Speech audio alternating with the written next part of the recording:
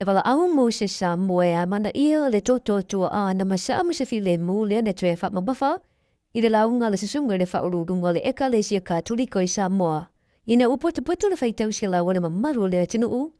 Mo le sauninga e sula i le alo whaitau mulibuli o le atua o le tatou whaawai lea. Tanu mai le unwai teimi, na tuumba yei i o tatou lawa tangata le pule i o tatou ele. A toa male taita ingo tangata. Ina umawai tu sanga, o le tinga male pungisa. Una o le saua o kapalangi. Let's keep thanking God for 64 years and thank God le meleu kako wo o iai. O le apo le ae lo soifua le akua. Mele le maua ia le mamalu ma le paia o le kako wakungu. E avere whaafekai o kako kua awa ka oko mai kia sa. Au kako ke whaawau. Umako le kako kaimi o mai kupulanga o leka oko a seala e o le langi e whaavae o le seo tātou atunuu. O le sauninga na whaatautaia i le mauta tupulanga, a le eka le sia whaaputuputuma kerisia no Samoa i songi, ma o se taimi mua bua o whaatumulia le sauninga whaafetai, mo le TUTOATASI.